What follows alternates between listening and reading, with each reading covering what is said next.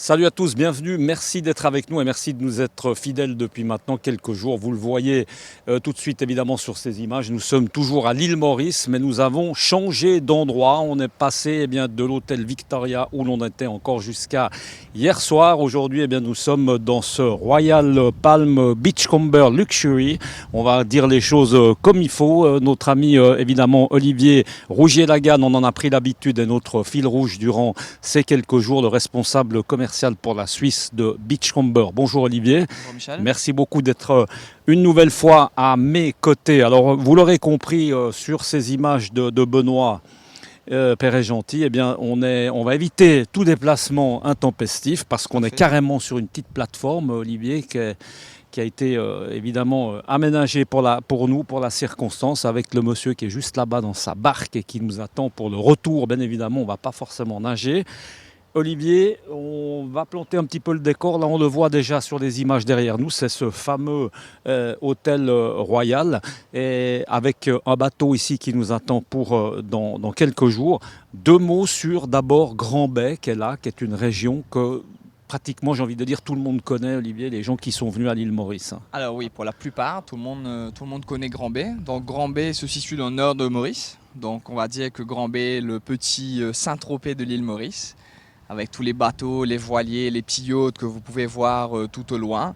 Et on a la chance d'avoir le Royal Palm Beachcomber qui se trouve justement dans Grand-Bay, qui est une partie de l'île très prisée. Alors protégé évidemment du vent, c'est ce qui fait que cet océan, cette mer est extrêmement calme. Alors tout à fait, alors il y a quelque chose qu'il faut savoir aussi, c'est que les vents généraux sont de l'est ou du sud-est, donc d'avoir un hôtel dans le nord de Maurice et notamment dans une petite crique, dans une petite baie comme ça, protège la plage et les baigneurs et nos clients tout au long de l'année. Olivier, on va donner un peu le programme de ces 2 prochains jours qui nous attend. On va parler peut-être de sport. On peut pratiquer un peu l'ensemble des sports évidemment nautiques, là aussi. Alors tout à fait, on a des sports dans tous nos hôtels Beachcomber. Donc on a, comme je disais hier, 8 hôtels à l'île Maurice. Donc on se considère comme un des plus grands centres sportifs de l'océan Indien, sachant qu'on a des cases nautiques dans tous nos hôtels, donc dans les 8 hôtels. Des salles de sport, des coachs sportifs. Là, vous avez la case nautique qui est juste là avec, vous pouvez faire de la voile, vous pouvez faire du bateau. Le ski nautique est gratuit et limité pendant tout votre séjour. L'eau, elle est parfaite, Olivier, pour le ski nautique, justement, c'est extrêmement calme. Effectivement sur un site propice pour le ski nautique et tous les sports nautiques. Un mot sur le temps, parce que c'est vrai qu'on aime bien le rappeler, parce que, encore une fois, ça ne saute pas aux yeux. On est en saison hivernale et ce qu'on voit, c'est intéressant, Olivier, c'est que ça bouge beaucoup au niveau du temps, ça brasse. On voit très bien que là-bas, au loin, et certainement qu'il y a la pluie, qui est peut-être même pas très loin, on peut le dire. Et puis là, il fait carrément grand beau. On a l'impression qu'on est un peu dans un microclimat là. Tout à fait. C'est le cas de l'île Maurice. On a énormément de microclimats. On est dans un microclimat, donc oui, il peut pleuvoir pendant 10 minutes et ensuite il fait grand beau pour le reste de la journée. Donc c'est vraiment pas un souci. Il y a vraiment rarement de la pluie pour 48 heures.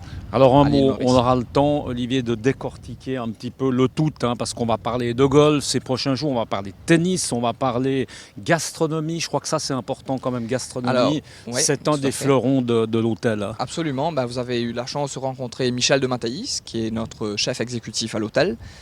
Donc voilà, donc on a 3 restaurants au Royal Palm.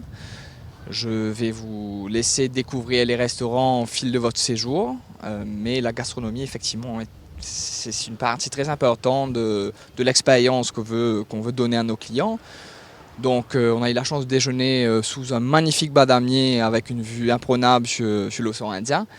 On a un restaurant gastronomique où vous aurez la chance de manger ce soir, où vous allez rencontrer notre sommelier encore une fois, la responsable de l'hébergement Royal Palm. Donc voilà, je vous laisse découvrir. On se réjouit, évidemment, on se réjouit beaucoup. Et puis là, il y a un petit bateau là-bas, on en a parlé tout à l'heure, là, en début de sujet, en début de reportage, Olivier, ce bateau qui fait partie aussi de l'hôtel. Alors ça fait partie de l'hôtel, c'est le Royal Princess.